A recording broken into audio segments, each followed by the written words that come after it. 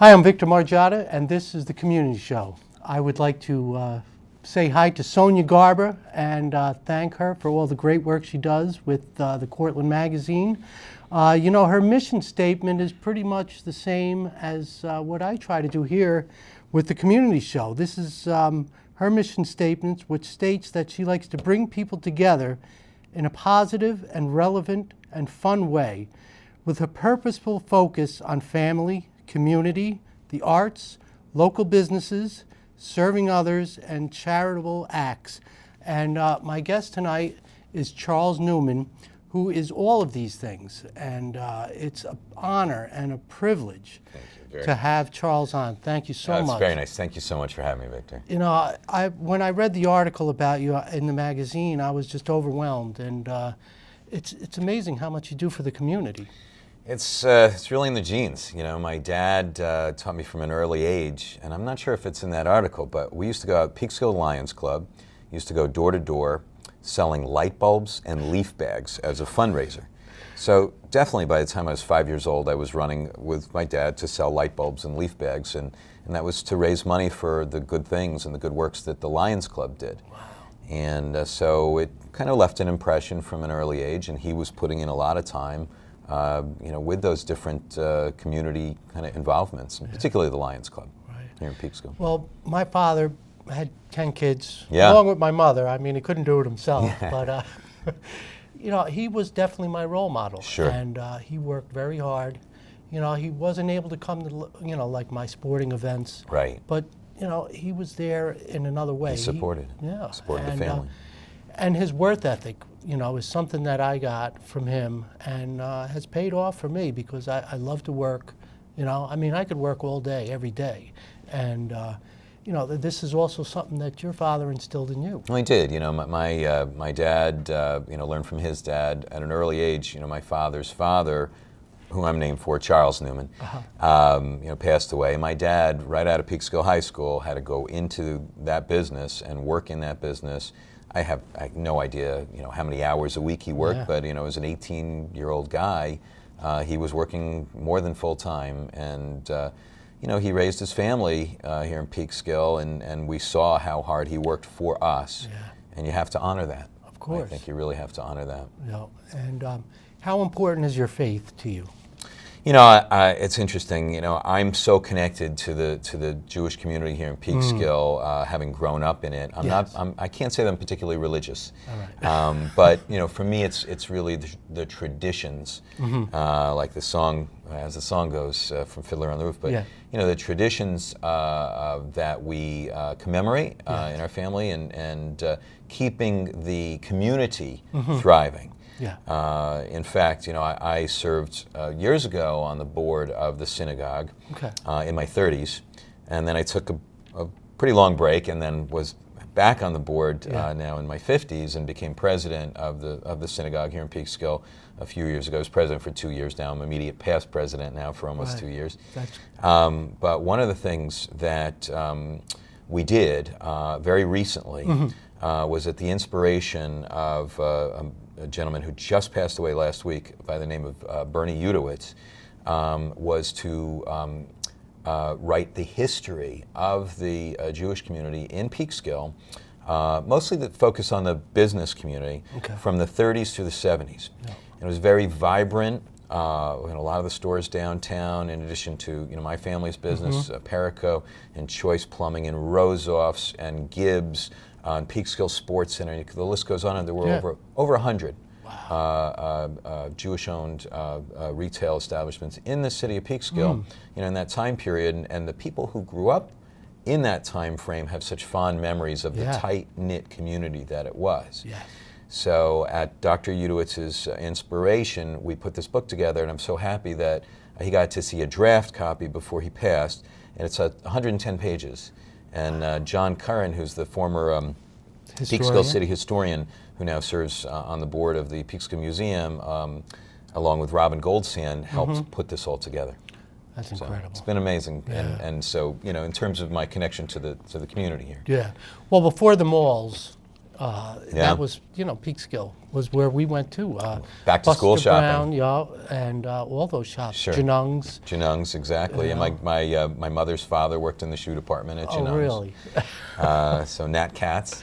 Yeah. And I think at one point or the other, my mother's mother, Lillian, worked in Janung's as well. Yeah.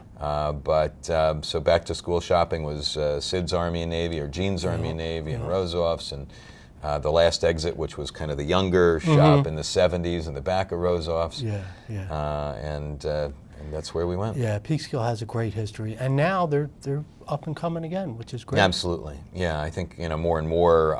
Now I was just I saw Louis Lanza this morning at the opening of the new firehouse, and Louis. It's hard to believe that he just came to Peekskill maybe 4.5 years ago. Yes. And now he's opened 5 restaurants plus. Yes, that's right. The latest is the Fin and Brew at Charles Point, along with John Sharp, who's Birdsall and Gleason's here in Peekskill. Yes. But also the Factoria event space, which is just amazing. The old Crystal Bay.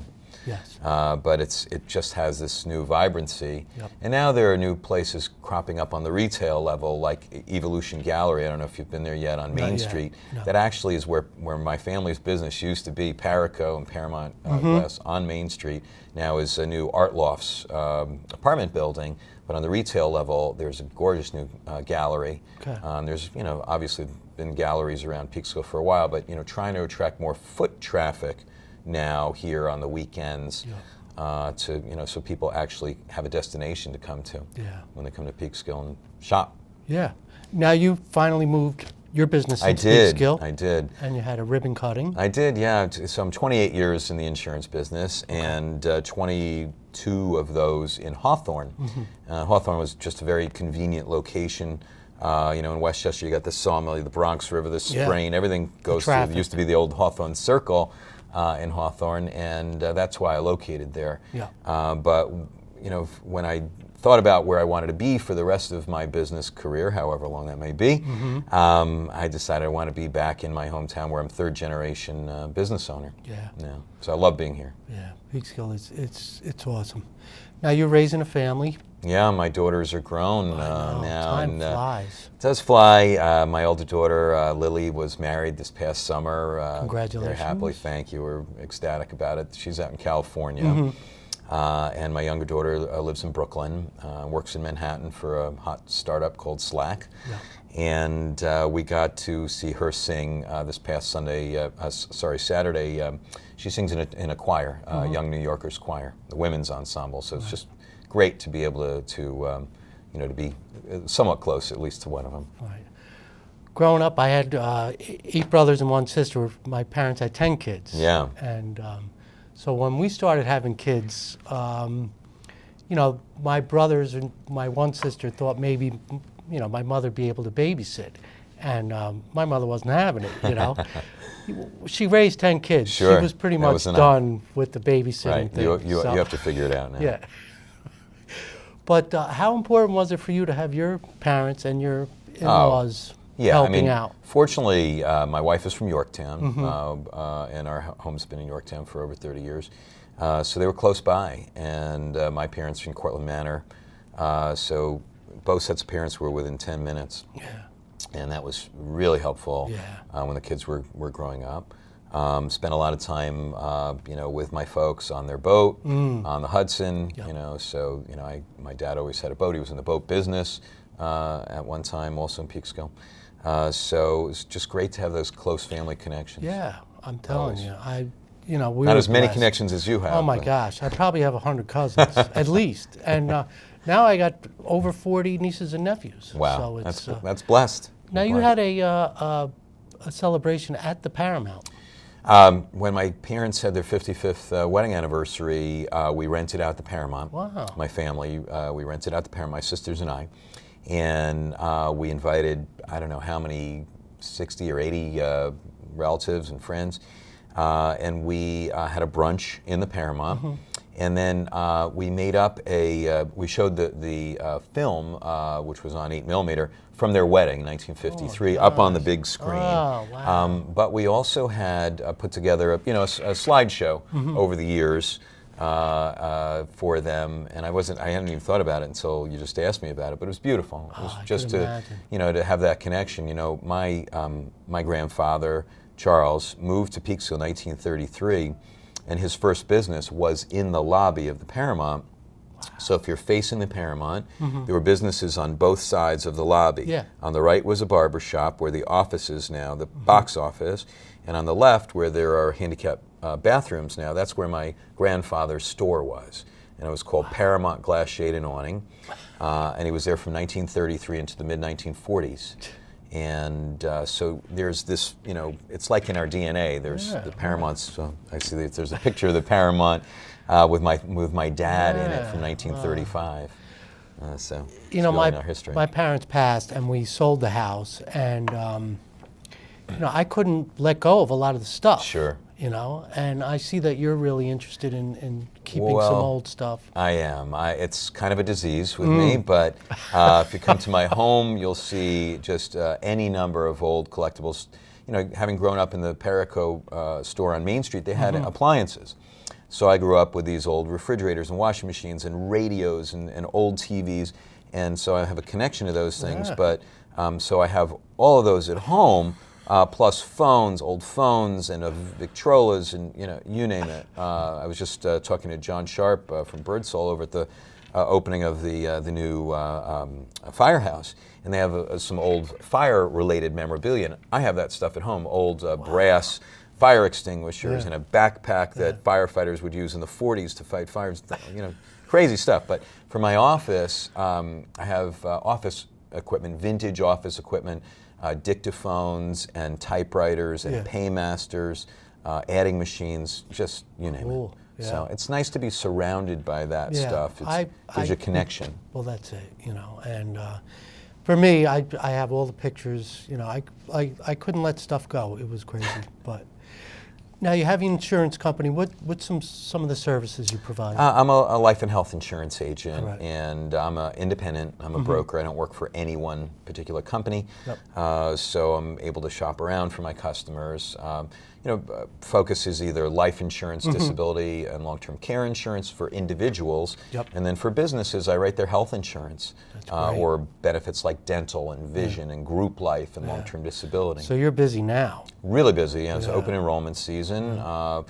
Just this month wrote a dozen new businesses, for-profits, non-profits, to get their health insurance up and running for January 1st. Yeah. It's kind of a very critical time when people change their health insurance.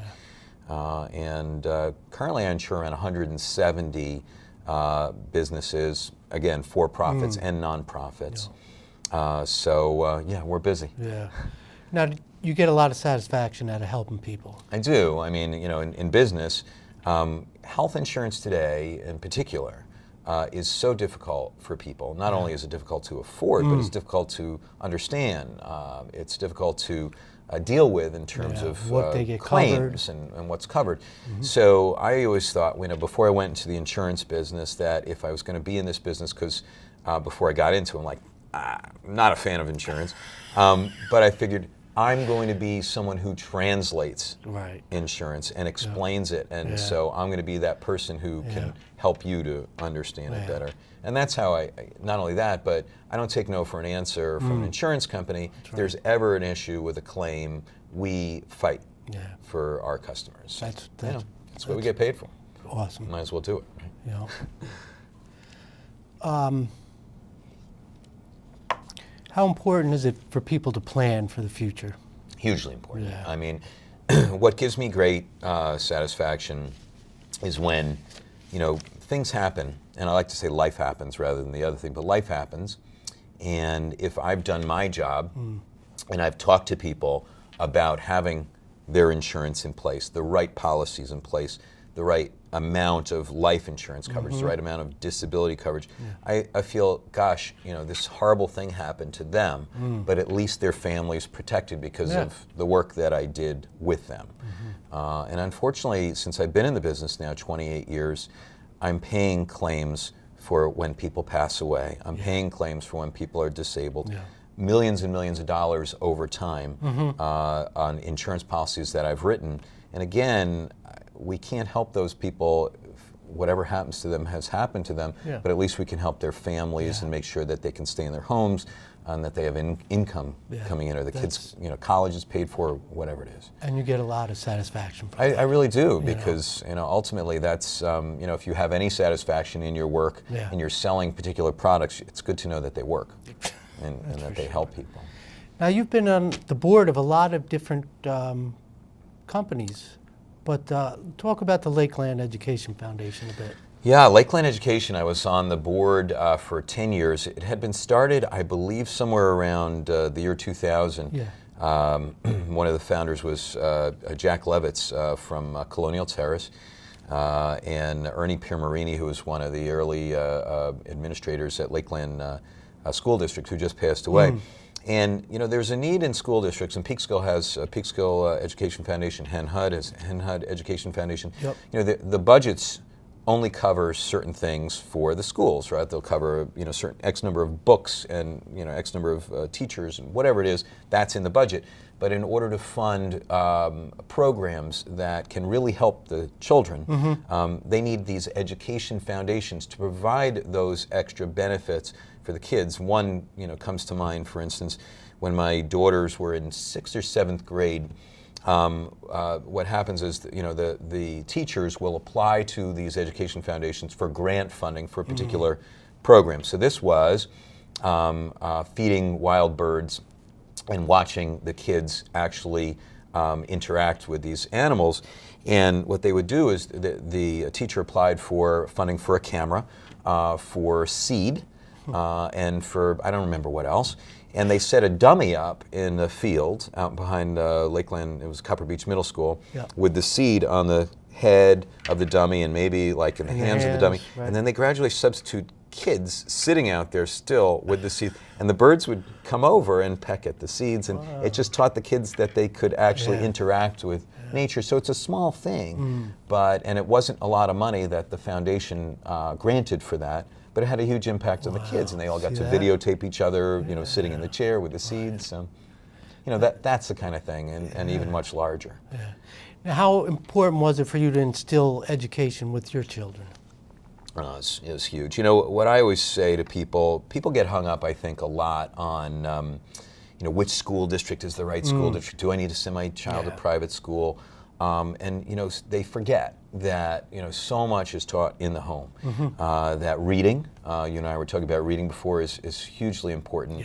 And fortunately, both my wife is a voracious reader, and she taught my daughters both to be voracious readers. Incredible. They love reading, but also what they learn in the home. You can't rely on the schools to teach your children everything. No. There's no way. And so it's hugely important, and the confidence also that you instill in them by that.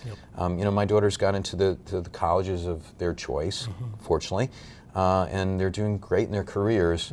And I've met lots of people who maybe sent their kids to private school, or maybe went to those top-end school districts to get their children the best education. And sometimes those kids are back home on the couch after college. So. It's not. There's no guarantee of the school being the be-all and the end-all. Right. Well, that's the key for your kids to get out and make it out on their own is huge. Oh, as a parent, that's all you can wish for. I know. And that and their good health. Yeah, and I've spoken. I know a lot of people, as you, and it seems to be the teenage years are the toughest. How did you get through them? I think confidence, that's the one word, that if you can instill anything in your children, it's confidence. And I tried, working with them from an early age to make sure that they knew they could do things on their own. And when they have that confidence to know that they could do things on their own, and believe it or not, this is kind of maybe it's a little off topic, but I think summer camp, believe it or not, and sending your children to summer camp and sleepaway camp, I'm a big proponent of that, because then they're away from you at an early age. They're with their peers. Somehow they know they can make it on their own, even if they're away just for a few weeks. I think that had a big impact. So the confidence helps them get through those teenage years, and when there are other people getting into stuff that they shouldn't be getting into, they at least have the confidence, hopefully, to walk away or to make a phone call and to get a ride. To make their own decisions and not try to follow along. Exactly. Just to step back 1 second, what do you think are the biggest mistakes people make with their health insurance? With their health insurance? Yeah. A lot of times people don't really look at the network. The network today is key. Yep. We can't just go to any doctor anymore that we want. We need to make sure that the doctor is in the network that we've selected. So whether it's Oxford or Emblem or Empire Blue Cross or Aetna or Anthem or you name it, you just can't go off and see a doctor and then say, oh, they weren't in my network. So we get a lot of people who call us up and say, I have this claim and the insurance company's not paying this claim. Well, was the doctor in network? And that's a big problem. Aside from that, doctors are supposed to get pre-certification or pre-authorization if you're going in for a procedure. You're going in for even an outpatient procedure, your doctor's office is supposed to get that. Yeah. I always counsel, if I know about it in advance, I always counsel our customers to make sure your doctor got that pre-authorization, because if they didn't, the insurance company's not going to pay that bill. Yeah. So those are a couple big things that I see. I always counsel people about how they can best use their health insurance. Prescriptions, ask your doctor if there's a generic. Yeah. We're not used to being consumers about our health insurance. We're not, I don't know if you remember Cy Sims, an educated consumer is our best customer. That's what I tell people. We do group enrollment meetings with our health insurance groups. I'll stand in front of whatever it is, 10 or 100 people, and I'll say, here are the things that you should know. Yeah. But one of the big things is prescriptions are so expensive these days that make sure you ask. If your doctor prescribes something that you see ads for on the nightly news, that's going to be the most expensive one. Ask your doctor, hey, can I take a generic? And if not, make sure that at least maybe there's a cheaper brand name that you can take. Well, me, I got lucky. I was in a sport every season in high school and had to go for a physical twice a year sometimes, And when I got out of high school and then got out of college, it was already in me that I have to get a physical every year, and it's huge. Sure. And nobody likes to go to the doctor. Nobody likes to go to the dentist. Right. These are things that you have to do in order to keep your health up. Habits of good health are important. And when I take an application from someone for life insurance, for health insurance, fortunately, pre-existing conditions, don't matter right now. Hopefully that stays that way.